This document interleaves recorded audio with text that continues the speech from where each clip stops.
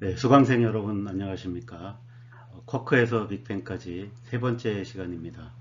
지난 시간에는 물체는 왜 움직이는가라는 주제로 이 운동의 법칙에 대해서 알아봤습니다. 그 운동의 법칙에 따르면 이 힘을 받은 물체는 가속된다라는 게 이제 운동의 법칙이었죠. 이번 시간에는 이 운동의 법칙을 조금 다른 각도에서 살펴보려고 합니다. 그래서 이 운동량이라는 것과 에너지라는 개념을 이제 도입을 해서 이 운동량과 에너지를 통해서 어떻게 우리가 이 물체가 운동하는가를 다른 각도에서 볼 수 있는지 알아보도록 하겠습니다. 이제 그 운동량이라는 새로운 물리량을 정의해서 이 뉴턴의 운동 법칙을 어떻게 다시 쓸 수 있는지 알아보도록 하겠습니다.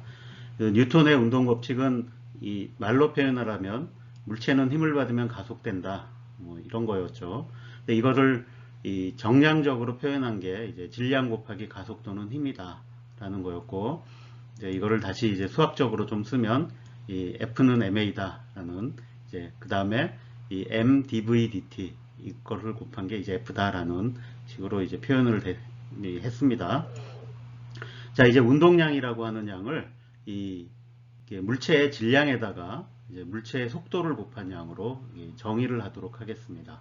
자, 이제 운동량이 뭔지 기억을 좀 할 필요가 있겠죠. 질량 곱하기 속도다라고 하면, 자, 이거를 이제 수학적인 표현으로 하면 보통 운동량을 이제 P라는 문자로 많이 나타냅니다. 그래서 이 P라고 하는 것은 이 질량 곱하기 속도 MV로 이렇게 이제 쓸 수 있겠습니다. 자, 그럼 내가 이렇게 운동량이라는 양을 도입하면 그 앞에 적었던 이 운동 방정식, 그러니까 이걸 어떻게 다시 쓸 수 있냐면 여기 보면 질량이 나오고 여기 이제 이 속도가 나오는데, 그러니까 이 두 개를 곱한 거를 미분하는 걸로 볼 수 있죠. 그러면 이제 이 질량이 상수라고 놓으면, 그러면 내가 운동량을 시간에 대해서 미분한 게 힘이다 라고 이제 이 표현을 할 수 있겠죠. 그래서 이 뉴턴의 운동 법칙을 내가 운동량이라는 새로운 양으로 이렇게 다시 다르게 이제 써보면, 그러니까 이제 말로 하면, 그러니까 그 앞에서는 이 질량 곱하기 가속도가 힘이었는데 여기서는 운동량의 시간 변화율이 힘이다 라고 표현할 수 있겠죠. 그리고 이 물체는 힘을 받으면 가속된다 해서 이제 물체는 힘을 받으면 운동량이 변한다 라고 이렇게 새롭게 이 표현을 할 수 있겠습니다. 자, 이어서 이 충격량이라는 새로운 물리량을 또 정의를 해서 이 그 뉴턴의 운동 법칙을 이제 다시 또 표현해 보도록 하겠습니다. 그래서 충격량은 어떻게 정의를 하냐면 이제 힘 쪽을 이제 바꾸는 겁니다. 그래서 힘 대신에 힘 곱하기 작용한 시간을 이제 충격량이라고 이렇게 이제 정의를 하겠습니다.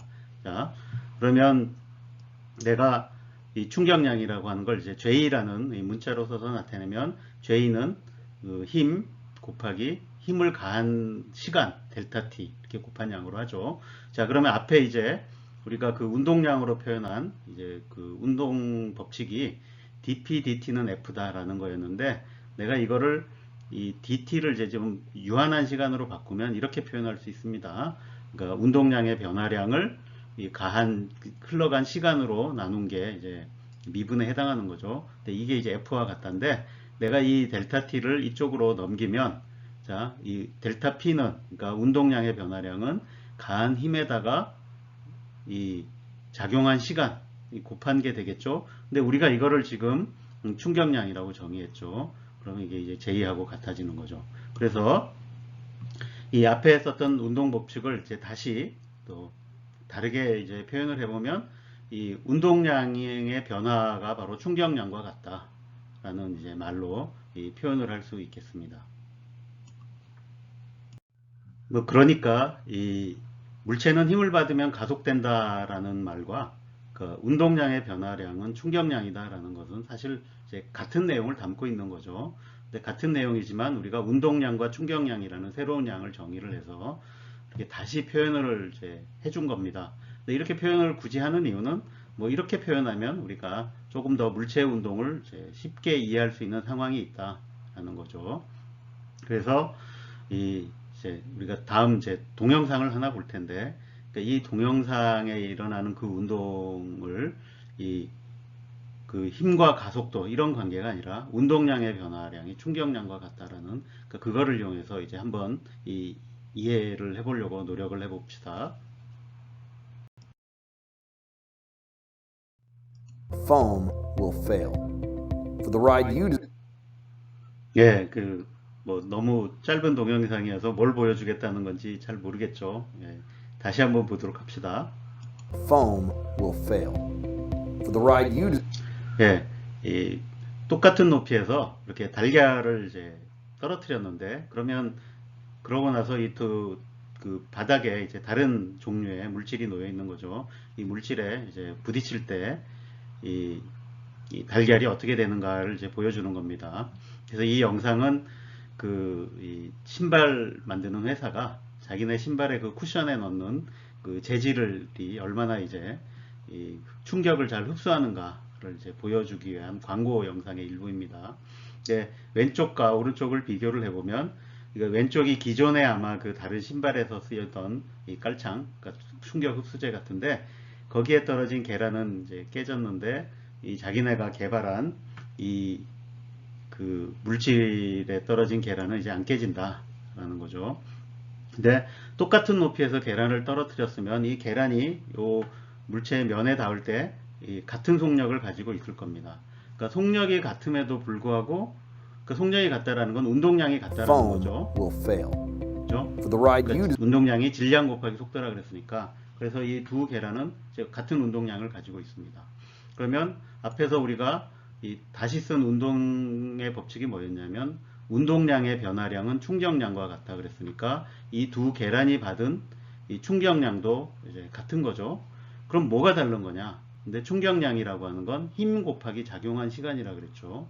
그래서 이렇게 그 재질이 달라지면 달라지는 게 작용한 시간이 달라진다라는 걸 알 수 있습니다. 그럼 같은 충격량이니까 작용한 시간이 짧으면 어떻게 되겠어요? 그럼 힘이 더 커야 되겠죠. 작용한 시간이 길면 힘이 더 작을 거고.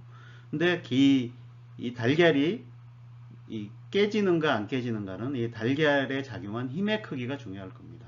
그러니까 힘이 너무 크면 깨질 거고 힘이 작으면 안 깨질 건데 이렇게 이 힘이 작으려면 어떻게 해야 돼요? 작용한 시간이 길어야죠. 그게 우리가 보통 더 이제 충격을 잘 흡수하는 물질. 그래서 이 달걀이 내려와서 부딪힐 때 그 시간이 좀 오래 걸리게 해서 그러니까 작용한 시간이 길어짐으로써 힘이 줄어들게 하는 이제 그런 효과를 가지게 하는 거죠. 그렇게 하면 이제 계란을 안 깨지게 할 수 있다. 뭐 이런 걸 이 영상이 보여주는 것입니다. 그래서 이 새롭게 쓴 이 운동 법칙, 그러니까 이 운동량의 변화량은 충격량과 같다라는 거는 그래서 이 충격량이 같다면 이 작용한 힘의 크기는 이 작용한 시간에 반비례한다라는 이제 사실을 알려주는 거죠. 그리고 이 사실로부터 우리가 주변에서 관찰하는 현상들을 몇 가지 이해할 수 있죠. 그래서 이 사람이 높은 곳에서 떨어지는데 그냥 맨 땅에 떨어졌을 때와 그 다음에 물에 떨어졌을 때 어떤 차이가 있겠는가? 예, 떨어지면서 부딪히는 그 순간이 그 땅에 떨어질 때는 굉장히 짧죠. 물에 떨어졌을 때는 한참 걸리죠. 물속으로 쏙 들어가고 되니까. 그러면 그때 사람이 받는 힘의 크기, 그러니까 그게 굉장한 차이가 있겠죠. 그러니까 떨어져서 땅에 부딪히는 순간에 그 운동량의 변화량은 다 같아요. 왜냐하면 같은 속도를 가지고 있으니까. 그러니까 운동량의 변화량이 같다는 얘기는 충격량이 같다는 얘기인데, 그렇지만 그 충격량이 같아도 작용한 시간이 큰 차이가 나니까 받는 힘이 큰 차이가 난다. 그래서 이 땅에 떨어지면 몸이 다 부서지지만 물에 떨어질 때는 그보다 훨씬 이제 작은 힘이 작용해서 괜찮을 수 있다라는 걸 보여주는 거죠. 그 다음에 여러분들이 이 똑같은 크기의 이제 우박과 빗방울을 맞았을 때 받는 충격의 차이. 이게 왜 그러냐 하면 이제 보통 사람들 생각에는 그 우박을 맞으면 우박이 빗방울보다 크기 때문에 더 충격이 크다. 뭐 약간 그럴 수도 있어요. 왜냐하면 대부분 우박들이 이렇게 모양이 크니까. 근데 같은 크기의 물방울을 맞더라도 그 딱딱한 우박을 맞는 거와 이 물인 빗방울을 맞는 것은 이 우리 머리에 주는 이 충격이 다르다. 그러니까 그 충격이라고 하는 건 힘의 크기죠. 이제 충격량은 같지만 이 딱딱한 우박은 작용하는 시간이 짧고 이 물로 된 빗방울은 작용하는 시간이 오래돼서 가해주는 힘의 크기가 큰 차이가 나고, 그래서 이 우박을 맞으면 여러분들이 훨씬 더 아프게 느껴지는 겁니다. 그 다음에 농작물 같은 경우에도 이 큰 물방울이 떨어지는 거는, 그러니까 이 작용하는 힘이 크지 않지만, 그러니까 충격 흡수가 잘 된다는 얘기죠. 그렇지만 우박이 떨어지면 이제 그 이 잎이나 이런데 이제 구멍이 뚫리는 이유가 이제 이런 차이에 의한 것입니다. 운동량이라는 양이 이제 또 유용한 경우는 이게 운동량 보존 법칙이라는 것이 이제 있기 때문입니다. 그래서 이 운동량 보존 법칙은 일단 그 이 물체에 작용하는 힘이 있을 때, 근데 그 힘을 이제 이 외력과 이 내력으로 구분을 할 수 있습니다. 그래서 이 외력이라고 하는 건 이 물체가 있으면 그 물체의 바깥에서 작용해 주는 힘이고, 내력은 뭐냐면 그 물체가 뭐 여러 부분으로 구성되어 있을 수 있죠. 그러면 그 부분들 사이에 서로 작용하는 힘, 이걸 이제 내력이라고 합니다. 그렇게 힘을 내력과 외력으로 구분을 하면, 자, 이렇게 그 우리가 운동 법칙, 그러니까 운동량의 변화량은 이 작용한 힘인데, 그 작용한 힘이 외력이 있고 내력이 있는데, 이걸 다 더한 게 이제 그 작용을 하겠죠.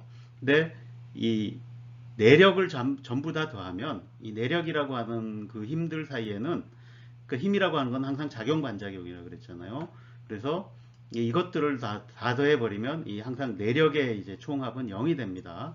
그래서 이 전체적인 운동, 그러니까 부분의 운동에서는 이 내력이 서로 영향을 미치지만, 이 물체 전체의 운동을 볼 때는 이 내력의 작용은 중요하지 않게 돼 버리는 거죠. 작용이 없는 거죠. 그래서 순전히 이제 외력의 영향을 받아서 전체 운동이 결정이 되는데, 근데 이 만약에 이제 외력이 이 0이다. 그러니까 이런 경우에는 결국 이거 전체가 0이 되는 거죠. 그러면 이 운동량이라는 걸 미분하는 게 0이니까 그는 운동량이 이제 상수라는 얘기죠. 그래서 시간에 따라 변하지 않는다라는 뜻이고, 그러면 이 운동량이 보존된다. 그래서 이 외력이 작용하지 않으면 개의 총 운동량이 보존된다. 이것을 이제 이 운동량 보존 법칙이라고 부릅니다. 이 뒤에 보면 이제 회전 운동 같은 경우에는 이 운동량과 비슷한 이제 각운동량이라는 게 정의되는데, 그 경우에도 이 외력이 그때는 거기서 이제 외부 토크라는 게 작용하지 않으면 각운동량이 보존된다라는 걸로도 이 확장이 되기도 합니다. 이 운동량 보존의 법칙의 결과를 살펴볼 수 있는 경우가 이제 여기 뭐 몇 가지 예를 들었죠. 불꽃놀이 같은 경우에는 우리가 보통 화약을 이렇게 이제 싸서 공중에 올리면 그 올라가서 이렇게 폭발을 하죠. 그래서 폭발을 해서 이게 사방으로 커지면서 이렇게 밝은 빛을 내는데, 이 화약이 폭발하는 것, 이런 것들이 바로 내력의 작용으로 일어나는 거죠. 그러면은 그 폭발해서 날아가는 건 사방으로 흩어지는 것 같지만, 이 불꽃놀이 전체의 모양을 보면 이게 이 운동량이 보존이 돼서 그 모양은 그러니까 전체를 보면 이제 그 중심은 그냥 우리가 던져놓은 물체와 이제 똑같은 운동을 하게 됩니다. 그러니까 그런 게 하나 있고, 또 하나는 이 총에서 총알이 발사되는 경우를 한번 생각해 보면, 여기 이제 총이 있죠. 이렇게 내가 방아쇠를 당겨서 이 총을 쏘면 이 총알이 이제 앞으로 나가겠죠. 근데 총과 총알 전체를 놓고 보면 이 화약이 폭발을 해서 총알이 나간다라고 하는 건 내력의 작용으로 볼 수 있습니다. 그러면 이 총과 총알을 합친 이 전체 개는 운동량이 보존이 돼야 된다는 얘기죠. 그러면 근데 총알이 앞으로 나갔다는 얘기는 총알이 그 나간 방향으로 운동량을 가지고 있다는 얘기죠. 그럼 전체적으로는 운동량이 보존이 돼야 되니까 운동량이 0이 되려면 어떻게 돼야 되겠어요? 그러면 총알이 나간 반대 방향으로 이렇게 이 어느 정도 속도를 가지고 이 뒤로 물러나야 된다는 얘기죠. 그러면 얼마의 속도로 총이 물러나느냐? 그거는 이 총알이 가지고 나간 속도 곱하기 이 총알의 질량, 이게 총알이 가지고 나간 운동량이니까 이 총의 질량 곱하기 총의 속도가 이 양과 같아야겠죠. 그러니까 물론 이제 대부분의 경우에 총알보다는 훨씬 무겁죠. 그래서 이 총이 뒤로 물러가는 속도는 이제 총알이 나가는 속도보다는 질량의 비만큼 이제 작을 겁니다. 그렇지만 여전히 이 운동량을 가지고 이렇게 뒤로 나가게 돼 있는 거죠. 근데 만약 지금 이 그림에서 보인 것 같이 이게 이런 식으로 총을 잡고 있으면 어떻게 되겠어요? 총이 이렇게 이 총알이 발사되는 순간 이 총이 뒤로 가면서 지금 이분 같은 경우에는 이렇게 눈을 치겠죠. 예, 눈 다칩니다. 그래서 이렇게 쏘면 안 된다고 여러분들이 이제 총 쏠 때 아마 가르쳐 줄 겁니다.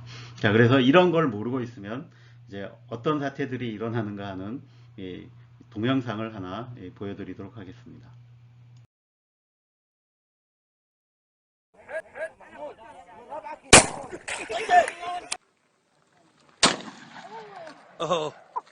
Put your elbow up.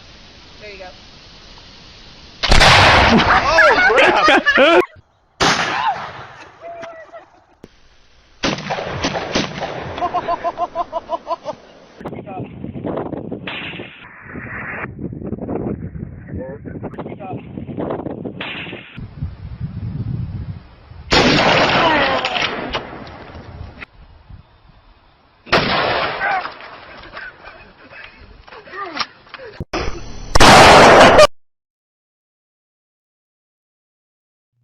네, 잘 보셨죠? 그래서 여러분들이 총 쏠 때 이 총을 자기 몸에 잘 밀착해서 이 사격을 해야 됩니다.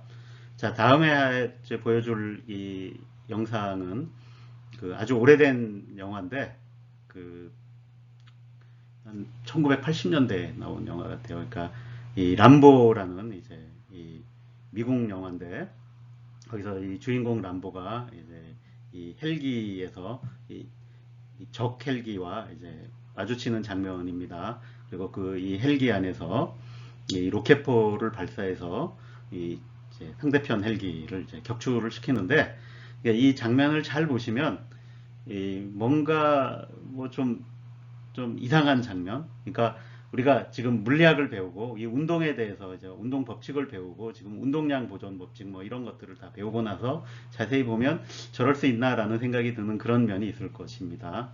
일단 한번 영상을 보시죠.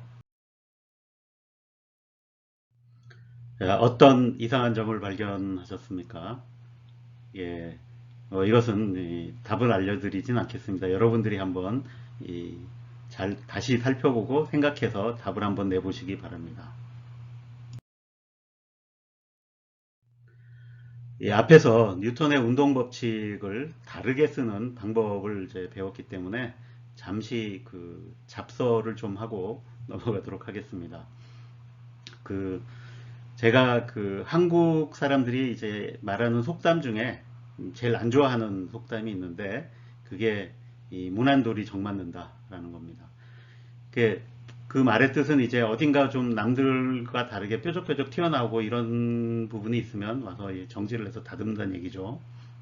그래서 어떻게 보면 그 우리 사회는 이 자신과 다른 이 사람들을 그 다음에 그래서 그 다양성을 포용하는 그런 부분이 조금 이제 부족한 면이 있다는 생각이 듭니다.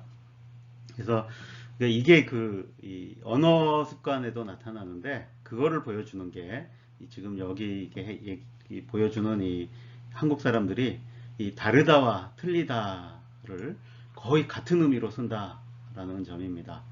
근데 보통 다르다라고 하는 건 그러니까 같지 않다라는 뜻이죠. 근데 틀렸다라고 하는 건 옳다 그르다의 뜻이죠. 그죠? 근데 우리는 보통 나는 너와 다르다라고 이렇게 해야 되는데 그거를 나는 너와 틀리다라는 말을 굉장히 너무 자주 쓰는 것 같아요. 마치 다르면 틀린 거가 되는 거죠. 근데 이게 우리가 그 언어 습관에 은근히 다른 것을 이제 배척하는 게 너무 체화돼서 그런 게 아닌가라는 이제 생각이 듭니다. 그래서 여러분들은 그러니까 이게 별거 아닌 것 같지만 이게 이 작은 언어 습관으로 다르다와 틀리다를 명확하게 구별해서 다른 것은 다른 것이지 틀린 것이 아니다. 그러니까 이런 생각을 좀 잘 가지었으면 좋겠습니다. 이번에는 에너지라는 또 새로운 양을 도입해서 이 뉴턴의 운동 법칙을 이제 다르게 써 보려고 합니다. 자, 그래서 이 뉴턴의 운동 법칙은 이 물체의 운동이 왜 일어나는가, 근데 결국 그 물체의 변화가 왜 일어나는가를 따지는 거죠. 근데 이 물체의 변화를 주려면 그 뉴턴의 운동 법칙이 이제 얘기해 주는 바는 이 힘을 가한다 라는 거였죠. 근데 우리가 일상에서 이제 생각해 보면 어떤 물체의 변화를 줄 때 이 말로 표현을 하면 힘을 가한다 라기보다는 일을 해준다 라는 이런 표현을 더 많이 하죠. 그래서 일을 해줘서 변화를 시키는데, 자, 이것을 물리학에서도 이제 이 그대로 한번 가져와서 해보려고 합니다. 그러니까 그러려면 그 일을 해준다라는 게 뭔지 이제 명확히 할 필요가 있겠죠. 그래서 먼저 일이라는 게 이 물리학에서 뭔가 한번 정의를 해보겠습니다.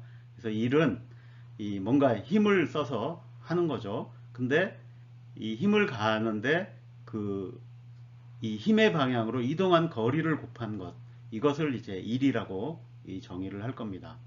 자, 그래서 이걸 이제 수학적으로 표현하면 이 힘 곱하기 이 이동한 거리. 근데 여기 조금 이제 이상한 표시가 있죠. 이렇게 점을 찍어 놓은 거는 이거의 의미가 지금 여기 있는 겁니다. 그러니까 뭐 아무 방향으로 이동한 거는 안 쳐주고, 그러니까 그 힘의 방향으로 이동한 거리, 이거를 곱한 게 이제 일이 되겠습니다. 그래서 여기 이제 그림을 통해서 잠깐 설명하자면, 우리가 보통 이렇게 짐을 지고 나른다고 해보죠. 근데 내가 이 짐을 지려면 이 중력에 반해서 힘을 가해줘야 됩니다. 안 그러면 밑으로 떨어질 테니까. 그래서 내가 가해준 힘은 이렇게 이 중력의 반대 방향, 윗방향이 되겠죠. 근데 이렇게 짐을 지고 내가 옆으로 이동을 했다고 쳐봅시다. 그 옆으로 이렇게 델타 R만큼 갔을 때 그럼 내가 일을 얼마나 해줬느냐. 이게 보면 요 물리학에서 얘기하는 일의 정의에 따르면 힘은 이쪽으로 줬는데 이동한 방향은 이쪽이에요. 근데 힘의 방향으로 이동한 거리를 곱하라 그랬잖아요. 힘의 방향은 위로 이동한 건 위로 가야 되는데 위로 이동을 안 했기 때문에 지금 이 경우에는 힘이 한 일은 0입니다. 그러니까 나는 일을 안 한 게 되죠. 무슨 말도 안 되는 주장이냐. 그럼 이러면 이제 일을 안 했으니까 대가를 안 쳐줘도 되냐라고 생각하겠죠. 근데 일상적으로는 이것도 분명히 일을 한 거지만 물리학에서는 이거는 이제 일을 한 것이 아니다라고 정의를 합니다. 조금만 더 가면 왜 그렇게 정의했는가가 이제 나올 겁니다. 대신에 내가 이 물체를 이렇게 진 상태에서 계단을 오른다든지 해서 위로 올라갔다라고 하면 이 경우에는 힘을 이제 가해준 방향으로 이동한 거기 때문에 그 경우에는 예를 들어서 이 물체의 질량이 m이면 내가 가해줘야 되는 힘은 무게니까 mg만큼 되겠죠. 그 다음에 내가 h라는 높이만큼 올라갔다 그러면 내가 해준 일의 이 크기는 이제 이 mgh가 되는 거죠. 자, 그래서 이 일이라고 하는 건 이 단위가 정해지겠죠. 그래서 이 단위는 이 힘에다가 거리를 곱한 게 됩니다. 근데 힘은 이 뉴턴이라는 단위가 있는데 그거는 이제 질량 곱하기 가속도. 그래서 1kg 미터 퍼 세크가 1뉴턴이고, 자, 거기에 다시 미터를 하나 더 곱하면 킬로그램 미터 제곱 퍼 세크 제곱 이렇게 되겠죠. 그래서 이게 이제 이 일의 단위가 되는데, 이 일의 단위는 워낙 중요하기 때문에 이게 자주 나오니까 이걸 줄여서 J라고 씁니다. 이 줄이라는 이제 이 일과 에너지의 관계를 밝힌 이제 영국의 물리학자의 이름을 따서 이 줄이라는 단위를 씁니다. 그래서 이 단위는 워낙 뭐 일상에서도 많이 나오는 단위이기 때문에 여러분들이 기억을 해두는 게 좋겠습니다. 그래서 이 1줄 하면은 이게 내가 이 1뉴턴의 힘으로 1m를 끌고 갈 때 해주는 일이다 라고 이제 기억을 하면 되겠습니다. 자, 이제 일을 정의를 했으니까 그러면 일을 해주면 무엇이 바뀌는지 생각해 봐야겠죠. 자, 그래서 먼저 이 운동 에너지라는 걸 이제 정의를 하겠습니다. 그래서 운동 에너지는 일단 그렇게 와닿지 않는 정의일 것 같긴 한데 이렇게 정의를 합니다. 자, 질량에다가 그다음에 그 물체가 이제 움직이면 그 움직이는 속도에 제곱을 하고 그 두 개를 곱한 다음에 이제 2분의 1로 나눠준 양을 이제 운동 에너지라는 양으로 부를 겁니다. 자, 그래서 운동 에너지는 이렇게 이 수식으로 쓰면 2분의 1 mv 제곱 이렇게 이제 써지게 됩니다. 자, 그럼 이게 앞에서 우리가 정의했던 일과 어떤 관계가 있느냐? 자, 이거는 내가 운동 에너지의 변화량, 그러니까 시간에 따라서 얼마나 바뀌느냐를 내가 계산해 볼 수 있는데, 그 운동 에너지의 변화량을 조금 계산해 보면, 이게 여기서는 뭐 이런 수식은 자세히 설명은 하지 않겠습니다. 그냥 여기에 내가 앞에서 썼던 이 뉴턴의 운동 법칙을 가져다 쓴다라고 생각하시면 돼요. 써보면 그게 한 1의 양과 같다라는 걸 이제 알 수가 있습니다. 그래서 이 앞에서 그 썼던 이제 이 운동량을 이용해서 쓴 운동 법칙 말고, 이번에는 이 일과 에너지라는 이제 새로운 이 물리량으로 이 운동 법칙을 다르게 쓸 수 있는데, 그렇게 쓰면 이렇게 써진다라는 거죠. 델타 K는 W. 그냥 말로 표현을 하면 이 물체에 해준 일만큼 그 물체는 운동 에너지가 증가한다 라는 걸로 이렇게 표현을 할 수가 있습니다. 이렇게 그 일과 에너지라는 걸 써서 그 운동 법칙을 이렇게 새롭게 표현하면 뭐 좋은 점이 그럼 무엇이 있느냐? 일단 여기에는 이 시간에 따른 변화, 그러니까 뭐 변화율 이런 게 안 나오죠. 그러니까 그 얘기는 내가 이 일을 얼마나 해줬느냐, 그러니까 이것만 알면, 그러니까 운동 에너지, 그러니까 속도가 얼마나 변했는가, 그거를 내가 이 시간마다 이렇게 이 운동이 어떻게 바뀌어서 속도가 얼마나 바뀌었냐 이런 거를 이제 몰라도 그거를 이제 알 수 있다라는 이제 좋은 이제 측면이 있죠. 그 다음에 특히 이 에너지라는 개념이 유용한 이유는 이 역학적 에너지 보존 법칙이라는 게 있기 때문입니다. 그래서 이거는 이제 언제 성립하냐 하면, 일단 그 작용하는 힘 중에 이제 특별한 이제 종류의 힘들이 있습니다. 그 힘은 이제 어떤 힘이냐면 보통 보존력이라고 부릅니다. 그래서 이 보존력은 앞에 우리가 일이라는 걸 정의했죠. 그래서 일이라고 하는 건 내가 힘을 줘서 물체를 이동했을 때 이 힘에다가 그 힘의 방향으로 이동한 거리, 이런 걸 곱해서 계산을 한다 그랬는데, 이렇게 그런 식으로 계산을 했을 때 이 일의 양이 물체의 시작과 끝 위치에만 이제 좌우되고, 중간에 어떤 경로로 갔는지에는 무관한 경우, 이걸 이제 보존력이라 그래요. 근데 이렇게 보존력인 거 좀 어려운 개념이긴 한데, 뭐 여러분들이 굳이 이걸 자세하게 이해할 필요까지는 없을 것 같아요. 근데 우리가 보통 자연에서 보는 많은 힘이 보존력이고, 이 보존력이 아닌 거는 주로 어떤 거와 관계가 있냐면, 이제 마찰력이라든지 공기 저항이라든지, 그러니까 이런 것들이 이제 보존력이 아니고, 뭐 중력이라든지 뭐 다른 힘, 전자기력 이런 것들은 다 보존력이 됩니다. 그래서 이렇게 보존력일 경우에는 그 보존력이 해준 일이라고 하는 건 포텐셜 에너지라는 걸로 다시 쓸 수 있다라는 거예요. 그러면 이 포텐셜 에너지는 순전히 이 위치, 그러니까 물체가 놓인 위치에만 이제 좌우되고, 그 위치에는 어떻게 갔는지에는 관계가 없게 된다라는 거고, 그럼 이렇게 내가 이 포텐셜 에너지라는 걸 정의할 수 있으면, 우리가 앞에서 이 에너지하고 일과 에너지로 다시 쓴 이 운동 법칙이, 그러니까 운동량의 변화량이 그 물체에 해준 일과 같다 그랬다라는 거잖아요. 그럼 그 일을 다시 내가 포텐셜 에너지로 다시 쓸 수 있기 때문에, 여기 이제 부호가 마이너스를 붙여서 정의를 합니다. 그렇게 정의한 이유는 이 에너지 보존 법칙을 잘 쓰기 위해서인데, 이렇게 마이너스를 붙여 놓으면 내가 요거를 다시 쓰면, 그러니까 K하고 U, 요 더한 것, 운동 에너지와 포텐셜 에너지를 더한 것은 그거의 변화량은 없다. 그러니까 이 두 에너지를 합친 것은 보존이 된다. 항상 같다라는 뜻이죠. 그래서 이것을 이제 역학적 에너지 보존 법칙이라고 부릅니다.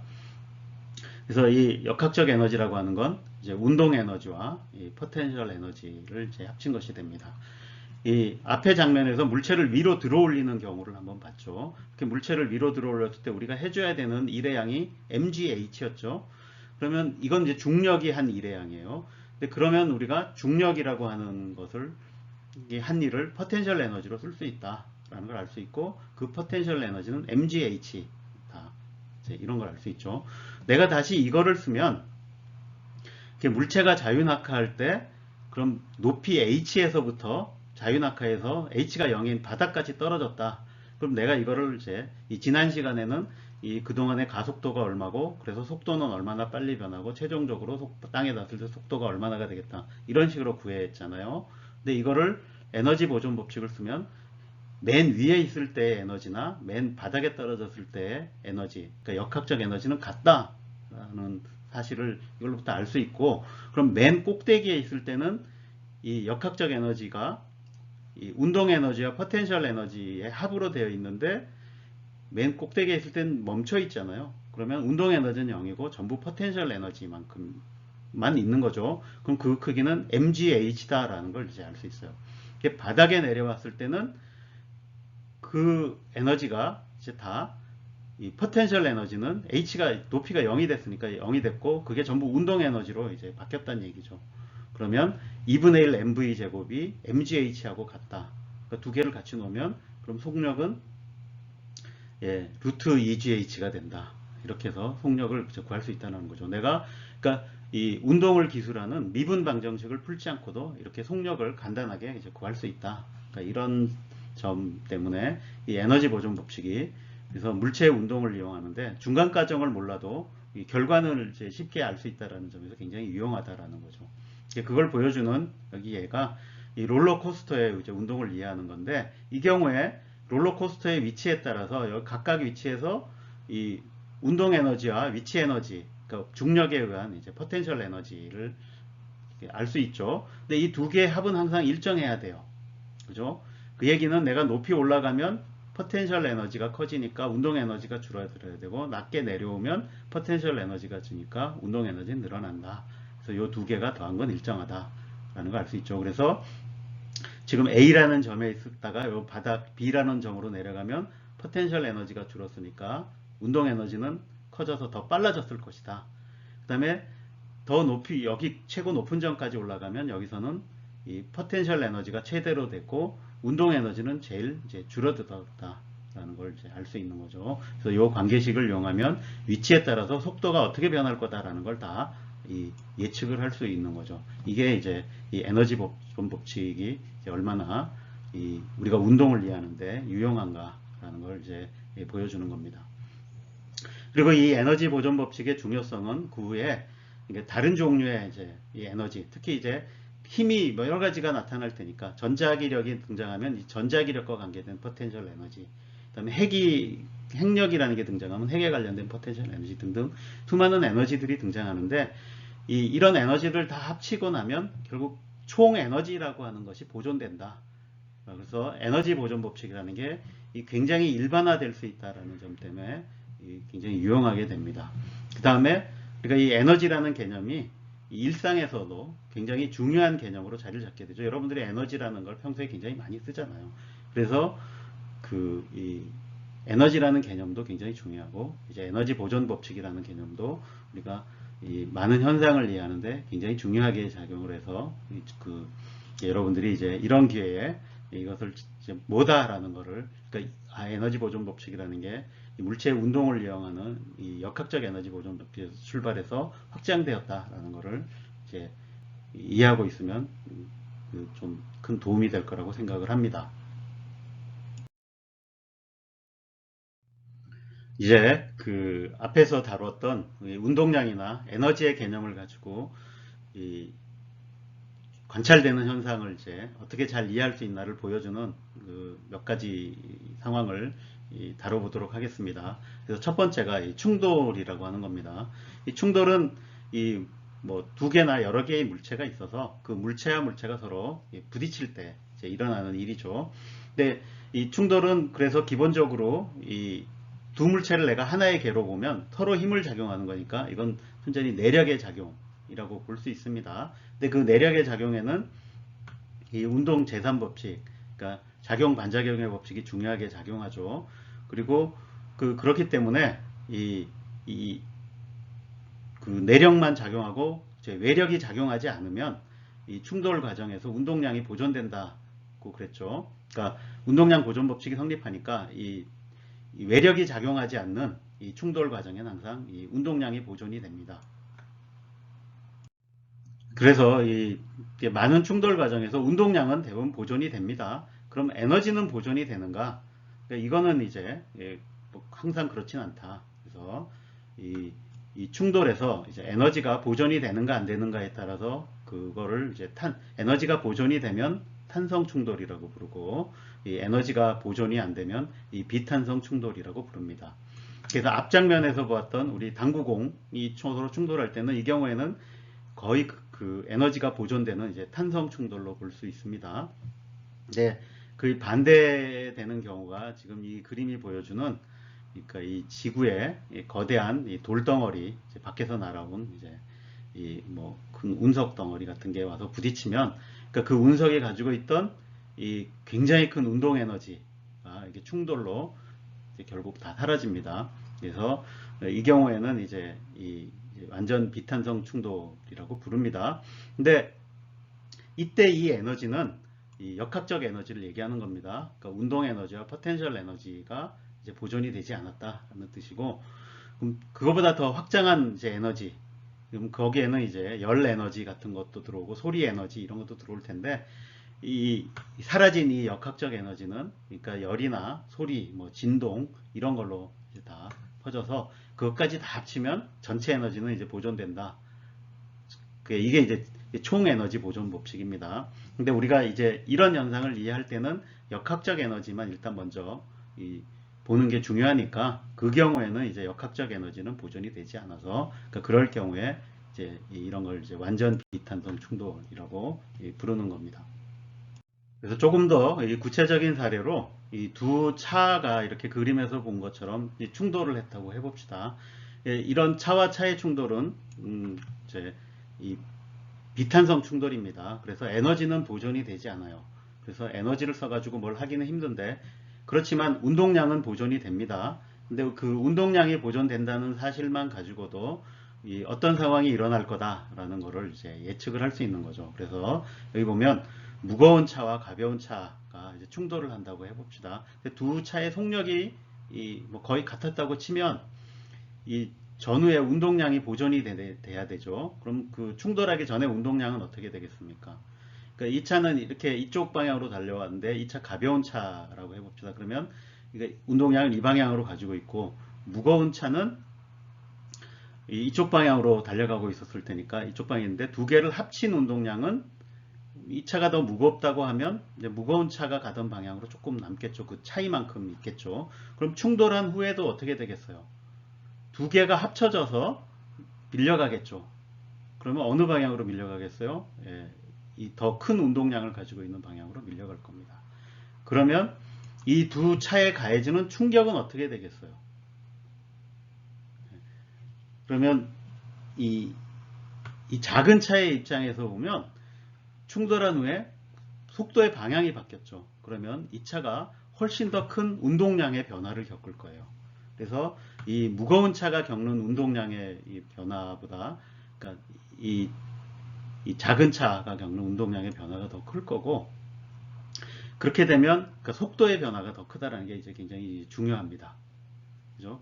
그럼 그 속도의 변화는 결국 이제 최종적으로 이 타고 있던 운전자에게 이제 영향을 끼치게 됩니다. 그러면 이게 이제 이 가벼운 차를 타고 있던 운전자는 더 보통 이제 더 큰 이제 운동량 변화, 그러니까 속도 변화, 가속도, 우리에게 가해지는 충격은 대개 가속도와 관련이 있으니까 더 큰 가해 속도가 가해져서 이제 더 큰 피해를 입게 된다. 뭐 이제 이렇게 예상을 해볼 수 있는 거죠. 이 충돌을 활용한 이 위험한 퀴즈를 하나 내보도록 하겠습니다. 이게 우리 이 집사람이 좀 살이 좀 쪄서 좀 너무 살이 찌는 것 같으니까 이제 도대체 요새 당신 이 몸무게가 얼마나 나가냐 이런 거 물어보면 이제 대답 안 해주죠. 그 여성의 몸무게를 묻는 거는 큰 신뢰다, 이런 얘기들 많이 하는데 궁금은 하잖아요. 알아보고 싶어요. 그럴 땐 어떻게 해야 되느냐. 근데 정확하게 예측을 알 수는 없지만 대강이라도 이제 알아볼 수 있는 방법이 있다라는 거죠. 그건 어떻게 하냐면 이제 옆에 서 있을 때 슬쩍 가서 이렇게 부딪혀 보는 겁니다. 퉁 하고. 그럼 이게 충돌 현상이죠. 그래서 이 두 물체가 충돌할 때 이 두 물체의 질량 관계에 따라서 이 충돌 후의 결과가 달라집니다. 그래서 지금 이 첫 번째 그림에서 보이듯이 이 가벼운 물체가 이 무거운 물체에 부딪히면, 그러니까 이 충돌이 이제 산성 충돌, 에너지가 보존된다라고 가정을 하면, 물론 이제 실제 상황에서는 완전히 에너지가 보존되는 경우는 이렇게 흔하지는 않지만 비슷하게는 성립합니다. 그럼 어떻게 되느냐? 내가 이 경우에는 이 무거운 거는 거의 영향을 안 받죠. 그래서 이 가벼운 이 물체가 거의 같은 속력은, 크기는 같고 방향은 반대로 이렇게 되튕겨져 나오게 됩니다. 만약에 이 두 물체의 질량이 똑같아요. 그럴 경우에는 어떻게 되느냐? 그러면 이 경우에는 이 들어가던 물체가 딱 멈춰버리고 멈춰있던 이제 두 번째 물체가 이 물체의 속력과 똑같은 속력으로 이렇게 튕겨져 나가게 됩니다. 여러분들이 이 두 번째 경우는 이 당구장에 가서 당구공을 쳐보면 쉽게 확인이 됩니다. 그래서 당구공을 정면으로 딱 맞추면 내가 친 공은 딱 가서 멈추고 맞은 공은 그 친 공이 가지고 있던 속도 그대로 앞으로 나간다 라는 걸 알 수 있습니다. 근데 만약에 내가 이 들어온 공이 더 무겁다, 그럴 경우는 어떻게 되냐? 이게 탁 가벼운 물체를 이렇게 치면, 그러면 이 무거운 물체는 거의 영향을 안 받죠. 그래서 움직이던 대로 계속 가는데 약간의 속도가 줄 거예요, 동력이. 근데 대신 이 가벼운 물체는 큰 충격을 받아서 굉장히 이제 이 빠른 쪽으로 속도를 2배의 속력을 얻어요, 요거에. 그래서 이렇게 튕겨져 나간다라는 걸 알 수 있습니다. 그래서 제가 이제 그 집사람 옆에 서가지고 이렇게 이게 어깨나 이런 걸로 툭 하고 밀어보는 거, 달려가서 슬쩍 밀어보는 겁니다. 자, 근데 그때 두 사람의 이제 몸무게가 비슷하다 그러면 어떻게 되겠어요? 나는 툭 치고 멈추고 이제 그 받친 사람은 튕겨져 나갈 거예요. 그러면 나하고 이제 몸무게가 비슷하구나, 이렇게 결론을 내리면 되고, 툭 하고 쳤는데 확 밀려간다 그러면 나보다 훨씬 가벼운 거고, 가장 이제 당황스러운 경우는 내가 툭 하고 쳤더니 튕겨져 나오더라. 내가 그러면 나보다 몸무게가 더 무겁구나 라고 결론을 내리면 되겠습니다. 다음으로는 이 그림에서 보여주는 같이 이렇게 여러 개의 공을 쌓아놓고 떨어뜨리면 어떤 현상이 일어나는지를 보여주는 이 동영상을 보도록 하겠습니다. 잘 들어보면 이때 나타나는 현상이 이제 초신성 폭발이 어떻게 일어나는가를 이해하는데 도움이 된다고 하니까, 물론 영어로 된 거라서 조금 여러분들이 뭐 좀 귀 기울여 들어보셔야 되겠습니다만 한번 배워볼 수 있을 겁니다.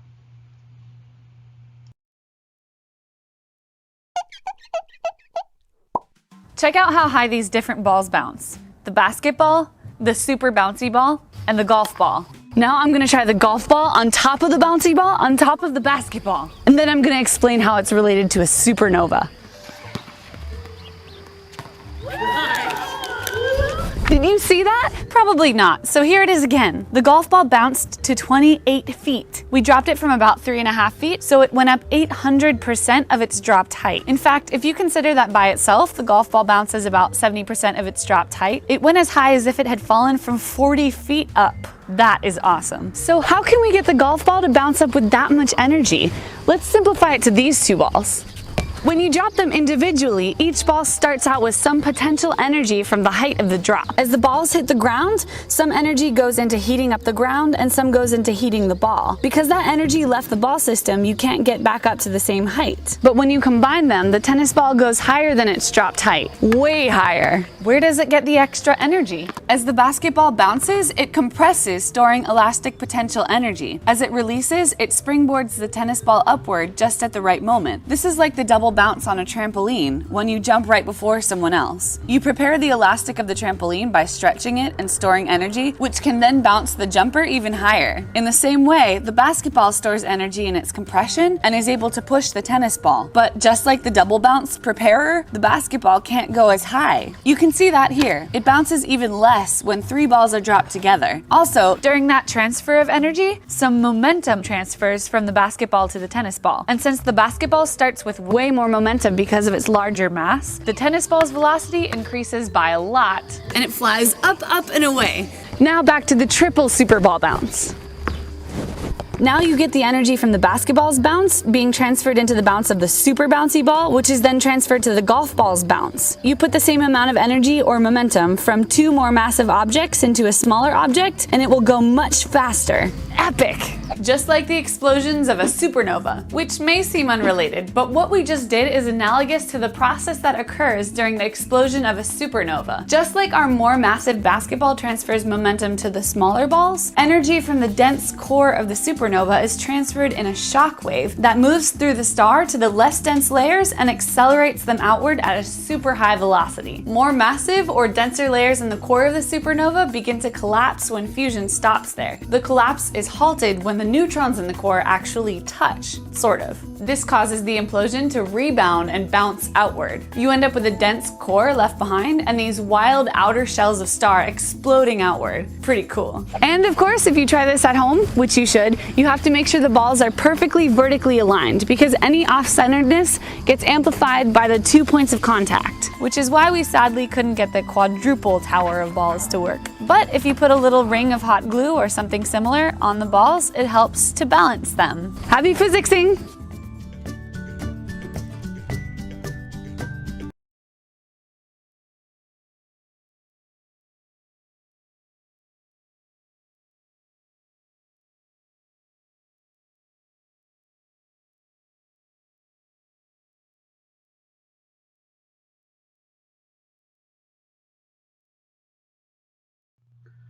이제 주제를 좀 바꿔서 이 복잡한 물체들의 이 복잡한 운동을 조금 이제 알아보도록 하겠습니다. 지금까지는 이 물체가 이렇게 입자 같은 형태, 질점으로 취급할 수 있는 물체 운동을 다뤘는데, 우리가 실제로 보는 물체의 대부분은 크기가 있죠. 그래서 그 점으로 취급할 수가 없고 좀 더 복잡한 운동이 일어나는데, 그 중에 우선 이 강체라고 부르는 거를 이제 다뤄보겠습니다. 강체는 변형이 일어나지 않는 형태를 그대로 유지하는 이제 물체를 얘기합니다.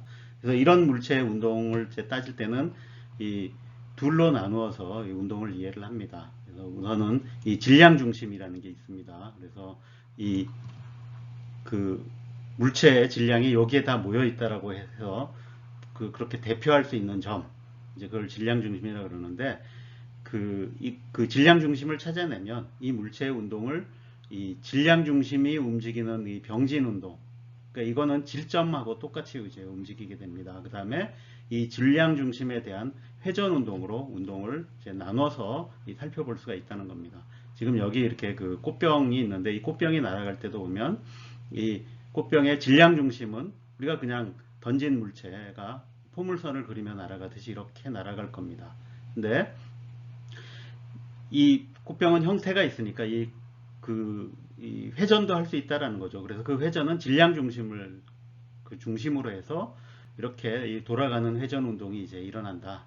그러니까 이렇게 운동을 보면 우리가 운동을 이제 분석을 할 수 있다라는 거죠. 그래서 이것을 이 테니스 채 가지고 정말 그렇게 된다라고 하는 것을 보여주는 영상을 한번 보도록 하겠습니다.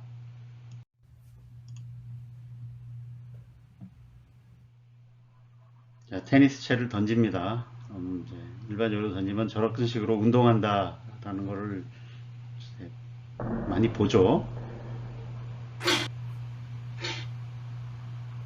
자, 근데 이번에는 이 핸들 맨 끝에가 어떻게 운동하나를 이제 집중해서 보면 그 노란 선이 보여주듯이 이렇게 이제 복잡한 운동을 합니다.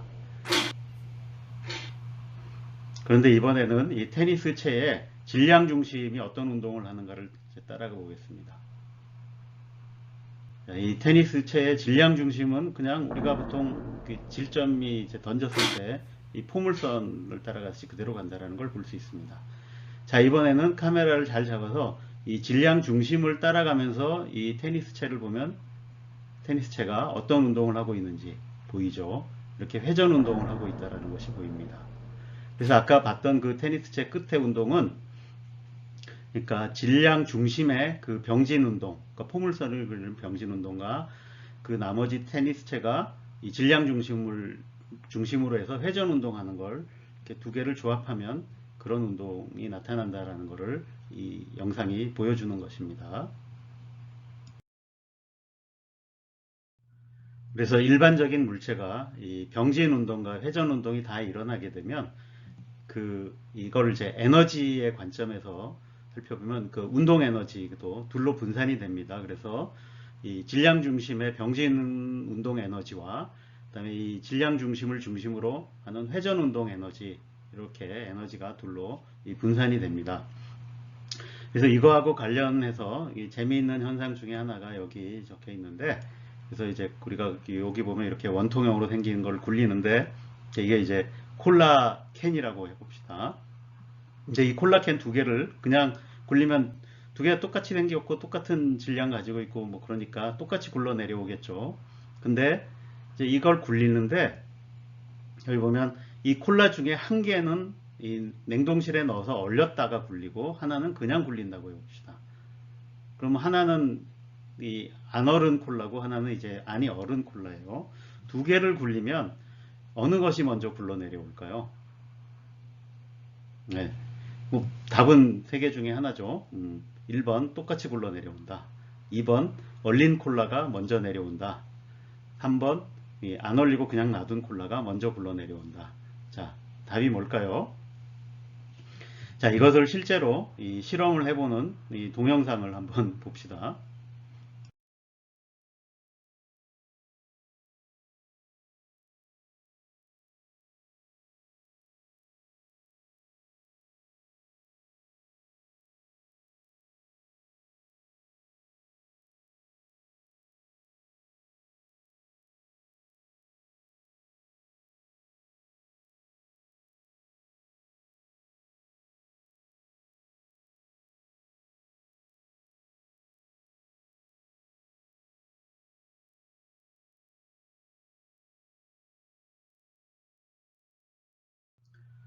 네, 영상을 보니까 적어도 같이 굴러 내려오지 않는다는 건 알 수 있죠. 자, 어느 게 더 빨리 내려왔을까요? 근데 이게 조금 상황 설정에 따라서 조금 달라질 수 있는데, 대개의 경우에는 얼리지 않은 콜라가 먼저 내려옵니다. 왜 얼어있는 콜라는 이제 더 좀 늦게 내려오게 되느냐? 자, 이거는 앞에서 설명한 그 에너지가 이제 병진 운동 에너지와 회전 운동 에너지로 나눠진다 그랬죠. 근데 이 콜라가 얼어 있지 않으면 콜라가 굴러가도 안에 있는 물은 회전을 안 하려고 유지하려고 합니다. 안 움직이고. 근데 그에 반해서 얼어 있는 콜라는 그게 안 되죠. 그래서 콜라 캔이 굴르면 같이 얼어서 굴러가게 됩니다. 그래서 이 얼어 있는 경우에는 원래 가지고 있던 포텐셜 에너지가 이 병진 운동 에너지와 회전 운동 에너지로 둘로 나눠지게 되는데, 이 얼리지 않은 콜라는 이 회전 운동 에너지로 에너지가 많이 안 가서 병진 운동에 더 많은 에너지가 가고, 그래서 조금 더 이 빠른 속력으로 굴러 내려오게 되는 그 차이가 생기게 됩니다. 자, 잘 이해하셨죠? 자, 그 다음으로 우리가 생각해 볼 물체는 이제 힘이 가해지면 물체도 좀 변형이 되는 그런 물체들이 있습니다. 근데 일반적인 물체는 조금이라도 이제 변형이 다 됩니다. 그래서 강체라고 하는 건 어떻게 보면 가상적인 물체인 거죠. 근데 그 중에 이제 변형이 어떻게 되느냐에 따라서 또 나눠볼 수 있는데, 이 탄성체라고 하는 거는 변형이 크게 일어나진 않고, 그 다음에 그 일어난 변형이 내가 힘을 이제 제거하면 다시 형태가 원상 복구가 되는 그런 거를 이제 탄성체라고 합니다. 그럼 이런 탄성체는 그런 그 가상적인 그 물체인 강체하고는 어떤 차이점이 있느냐? 그러니까 일단 강체 운동이 일어나는 건 똑같이 일어납니다. 그래서 그러니까 질량 중심의 병진 운동과 그 질량 중심에 대한 이제 회전 운동, 이런 게 일어나는데, 거기에 대해서 물체가 이제 이 변형이 될 수 있기 때문에 그것 때문에 이제 진동이 일어나게 됩니다. 지금 이 그림에서 보듯이 이렇게 스프링 같은 거는 여러분들이 힘을 가하면 물론 이 전체가 움직이는 운동도 일어나지만 이 스프링 자체가 이렇게 진동하는 이제 이 현상이 일어나게 되죠. 그런 게 추가된다라는 거고, 그 다음에 이렇게 변형이 되면 그 변형을 일으킨 힘을 제거를 해도 원상태로 돌아오지 않는 것도 있죠. 그런 건 이제 일반적으로 유체라고 부릅니다. 그래서 이런 유체는 이 유동성이 있죠. 그 다음에 이 점성이라는 것도 있어요. 그래서 이게 흐를 때 여러 가지 이제 복잡한 일들이 일어나게 됩니다. 그래서 여기 그림에도 보듯이 여러분들 물이 흐르면 내가 이 물의 속력이 굉장히 천천히 갈 때는 그 안정적으로 흘러가는 현상, 그러니까 이것만 이해하면 되는데, 그러니까 물의 속도가 조금 빨라진다든지 해서 그렇게 되면 이 사진이 보여주듯이 조금 난리가 나죠. 그래서 이런 그 복잡한 이제 이 운동들이 일어나게 됩니다. 이걸 이제 영어로는 이제 터벌런스라고 하고, 이게 뭐 보통 난기류라고 이제 부르는 게 현상이 일어나는 거죠. 그러니까 이 액체뿐만이 아니라 기체에서도 이렇게 여러분께 정확하게는 이건 뭐 기체 담배 연기인데, 담배 연기는 사실 기체가 아니죠. 이제 알갱이들의 운동인데, 그러니까 이런 운동에서도 보면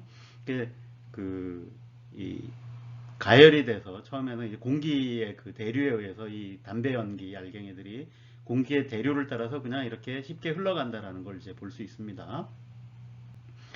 그래서 처음에 운동은 그래서 그냥 이건 그냥 그 뜨거운 공기는 위로 올라간다는 대류, 그거를 그냥 따라가는 담배 연기 입자, 이렇게 이해하면 쉽죠.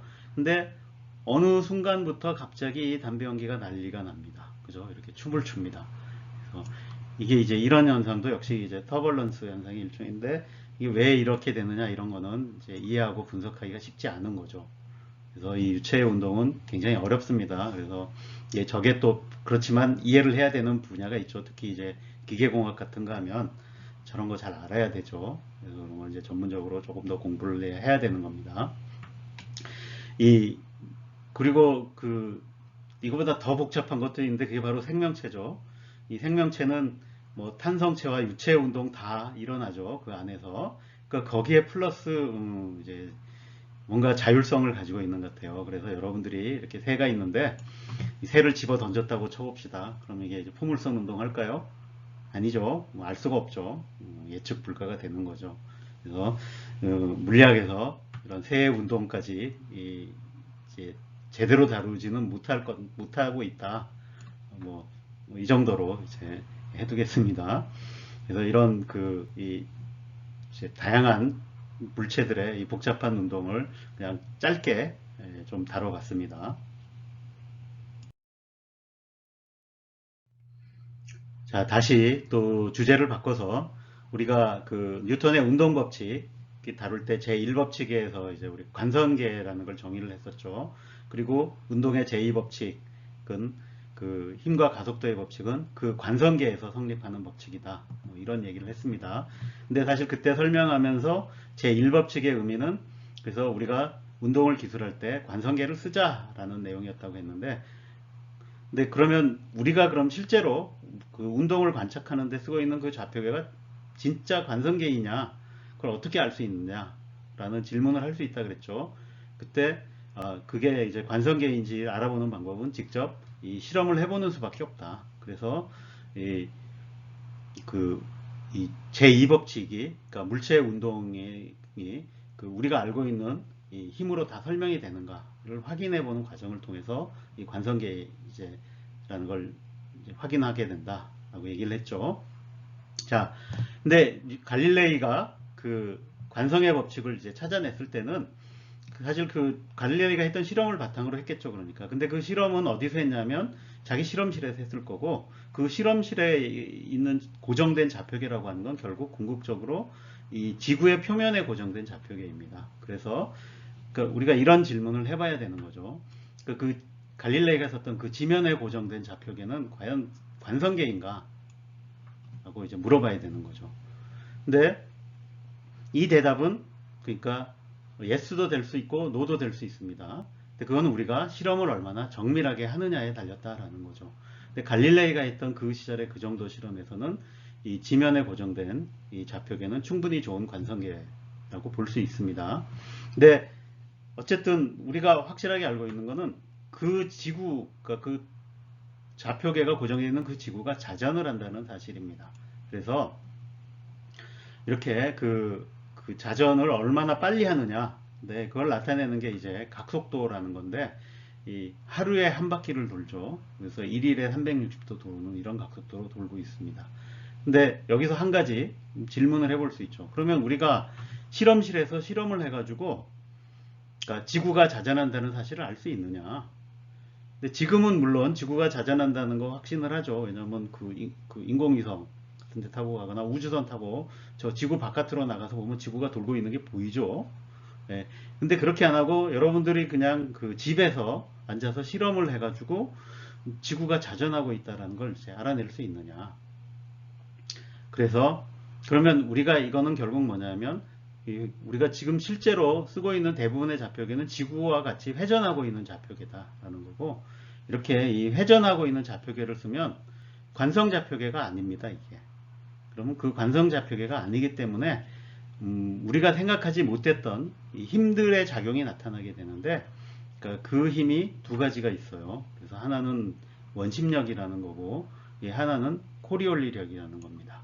그래서 이 힘들이 어떤 힘들이고 이거의 영향이 얼마나 되는지 짧게 살펴보도록 하겠습니다. 이 회전하는 좌표계를 쓰면은 어떤 일이 생기는가를 이제 알아보려면 먼저 그 물체 회전 운동이 어떻게 일어나는가를 조금 이제 이해할 필요가 있습니다. 그래서 보면 그 물체의 회전과 관련해서 이제 구심력과 원심력이라는 힘들이 등장을 합니다. 근데 이게 여러분들이 찾아보시면 뭐 여기저기에 이제 이 힘들에 대한 설명이 많은데 그 많은 부분에서 조금 특히 그 원심력과 관련해서 이 설명이 미흡하거나 조금 이제 잘못된 이 설명이 있는 경우를 제가 많이 봤어요. 그래서 여기서 이제 굳이 이거 두 개를 구별해서 한번 잘 설명해 보도록 하겠습니다. 이 첫 번째 이 구심력이라고 하는 거는 이 물체를 이제 원운동하게 하는 이제 힘입니다. 물체가 이렇게 원운동을 하려면 지금 여기 이 그림에서 보듯이 이렇게 물체가 이렇게 이 회전을 한다고 하면 이 회전을 시키려면 이 회전 운동이라는 게 이 가속 운동입니다. 그러니까 이 일정하게 회전을 하더라도 그럼 그 속도의 크기, 속력은 변하지 않지만 속도의 방향이 계속 변하죠. 그러면 속도의 방향이 변하는 것도 속도가 변하는 겁니다. 그래서 가속 운동이고, 그럼 그 가속도의 크기와 방향은 어떻게 되느냐 하면 방향은 이 원의 중심 방향으로 이렇게 가속이 되고, 그 크기는 이 반지름에다가 각속도를 곱한 이제 그 크기가 이제 가속도의 크기가 됩니다. 이거를 구심 가속도라고 부릅니다. 그러면 뉴턴의 제2법칙에 따르면 그럼 가속도가 만들어지려면 힘이 가해져야 된다는 얘기죠. 그래서 이 물체가 원운동을 하려면 힘이 가해져야 됩니다. 그래서 이 가해지는 힘을 이제 구심력이라고 부르는 거죠. 자, 우리가 줄에다가 물체를 매달아서 이렇게 돌리면 물체가 돌죠.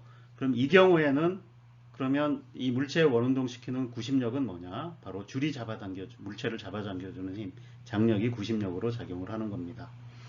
자, 조금 스케일을 키우면 이 달이 지구 주위를 돌죠. 그럼 이 달의 운동도 원운동이죠. 그럼 이것도 역시 구심력이 작용해야만 원운동이 일어납니다. 이때 그 구심력으로 작용하는 힘은 바로 지구가 달을 잡아당기는 중력이 이 구심력의 역할을 이제 하는 것입니다. 자, 그러면 이 원심력이라고 하는 건 뭐냐? 이 원심력이라고 하는 건 구심력과는 굉장히 기본적인 이 의미가 다른 힘입니다.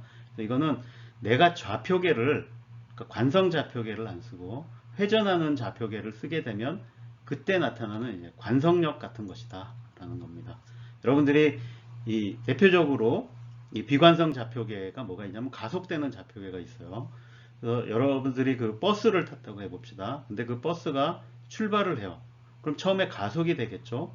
그럼 그 가속되는 순간에는 그 버스에 정지해 있는 그 좌표계를 쓰는 사람 입장에서 보면 어떠냐면 모든 물체가 뒤로 가속도를 받는 것처럼 느껴져요. 그래서 여러분들 손잡이가 버스가 출발할 때 뒤로 확 제껴지죠.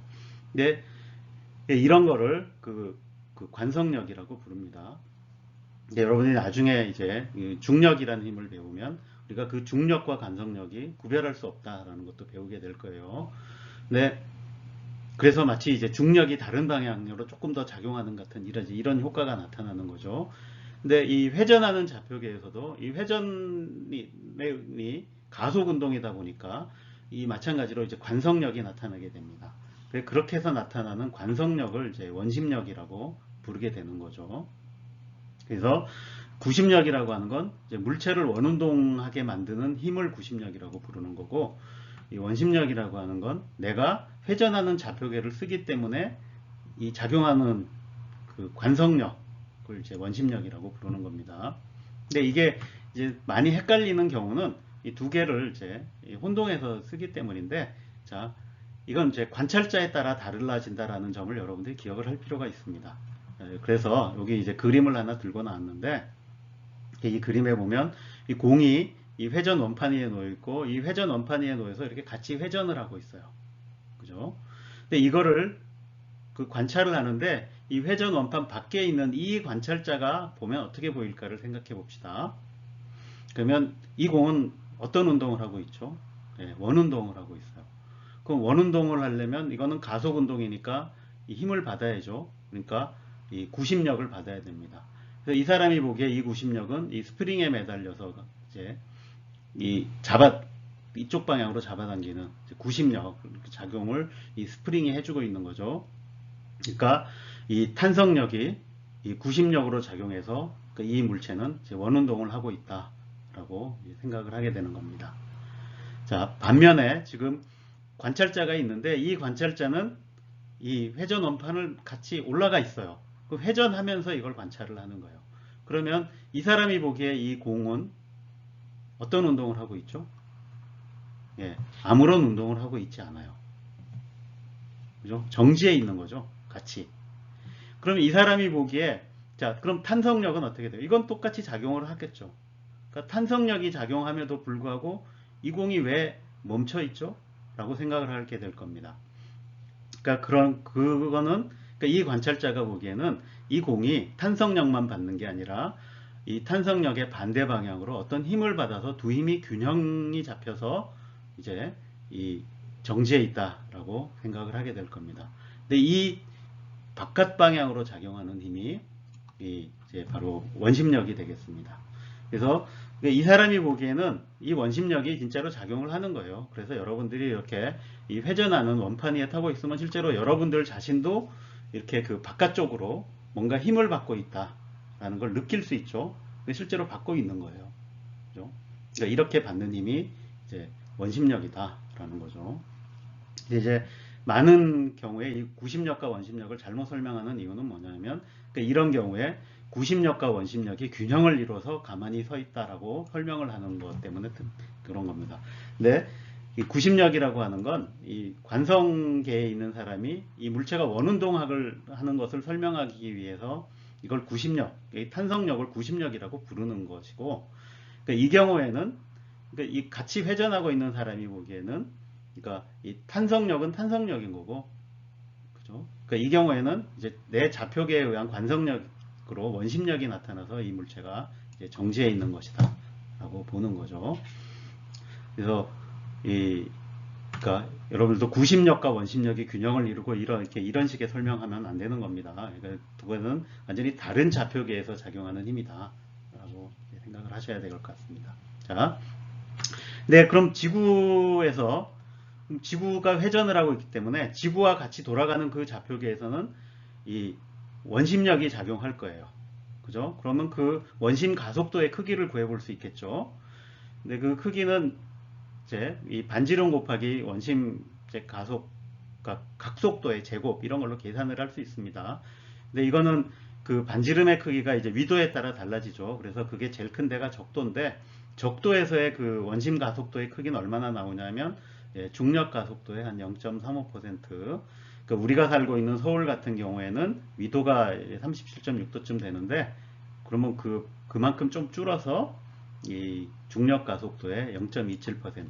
그러니까 이 가속도, 그러니까 지구 자전에 의한 이 원심 가속도의 영향은 사실 아까 얘기한 대로 이 원심 가속도는 우리가 중력하고 구별을 할 수가 없습니다. 그래서 이거를 재가지고 이 지구가 자전할 수 있다는 걸 확인을 할 수가 있어요. 없습니다. 이걸 측정하는 것 자체가 우리가 중력하고 구별을 못해요. 왜냐면 똑같이 나타나니까. 그래서 결국 중력의 방향을 살짝 바꾸는 것도 큰 영향이 없죠. 왜냐면 이게 1%도 안 되잖아요. 그러니까 한 0.3% 정도의 효과밖에 없으니까 이게 워낙 영향이 작아서 이게 우리가 이걸 통해서 지구가 자전한다는 것을 이제 알 수가 없는 거죠. 그래서 이 효과가 이렇게 작았기 때문에 그냥 거의 이 지구와 같이 자전하고 있는 우리가 보통 쓰는 이 지면에 고정된 좌표계가 거의 관성 좌표계라고 이제 볼 수 있었던 거죠. 자, 그러면 그 실험실에서 실험을 통해서는 이 지구가 자전하고 있다는 사실을 결국 알 수 없을까요? 예, 이 사실은 알 수 있는 방법이 있습니다. 그러니까 그것은 그 원심력은 관성력이어서 중력과 구별을 할 수 없지만 이 회전하는 좌표계에서는 이 관성력과는 조금 다른 이 코리올리력이라는 힘이 작용을 해서 이것을 통해서 이 지구, 그러니까 우리가 쓰는 좌표계가 회전을 하고 있다는 사실을 이제 알아낼 수가 있습니다. 이 코리올리력이라고 하는 것은 이 움직이는 물체에 대해서만 작용을 합니다. 그래서 그 크기를 보면 이 물체의 속도와 이 좌표계의 회전 각속도의 고배 비례를 합니다. 그래서 작용하는 방향은 이 물체가 움직이는 이제 속도 방향이 있으면 그 속도의 수직 방향으로 작용을 하는데, 그래서 수직이 이제 왼쪽 수직이냐 오른쪽 수직이냐는 이 회전 방향에 의해서 결정이 됩니다. 그래서 이 북반구에서 보면 이 움직이는 속도 방향에 항상 오른쪽 수직 방향으로 이 코리올리력이 작용하게 됩니다. 그래서 왜 그 회전하는 좌표계에서는 이런 힘이 작용하는가라는 것을 설명하는 게 옆에 있는 이 이제 애니메이션 그림인데, 그러니까 이 지금 이렇게 회전하는 원판이 있는데 여기 보면 그 공이 이렇게 굴러가죠. 이 공이 이렇게 굴러가는 거를 이 바깥에 있는 관성 좌표계를 쓰는 관찰자가 보는 거하고, 그다음에 이 같이 이렇게 디스크와 같이 회전하는 그 관찰자가 이제 보는 거를 한번 비교를 이제 해보는 거죠. 그래서 이 바깥에 있는 관성 좌표계에 있는 사람은 이 공이 가는 게 그냥 아무런 힘을 받지 않고 그 가던 속도 그대로 계속 가는 거죠. 그래서 힘을 받지 않는 물체의 자연스러운 운동이다라고 생각을 할 겁니다. 근데 만약에 이 관찰자가 이 회전하는 원판에 올라타서 같이 이렇게 회전하고 있다고 해봐요. 그럼 이 사람이 보기에는, 자, 요 빨간 점은 내가 여기 있다고 치면 여기 멈춰 있는 거죠. 그럼 대신에 공이 어떻게 움직이는 것으로 보이겠어요? 이렇게 나오면서, 바깥으로 나오면서 나를 피해서 옆으로 휘어지고 있다라고 생각을 하겠죠. 자, 그럼 이 관찰자는 이 물체가 이렇게 이 속도 방향에 오른쪽 방향으로 힘을 받아서 움직이고 있구나 라고 생각을 하게 될 겁니다. 자, 그래서 이 회전하는 좌표계에서 이 물체가 왜 코리올리력을 받는가를 조금 동영상을 통해서 보면 조금 더 잘 이해가 되지 않을까 해가지고 이 동영상을 한번 준비해 봤습니다. 일단 한번 보시죠.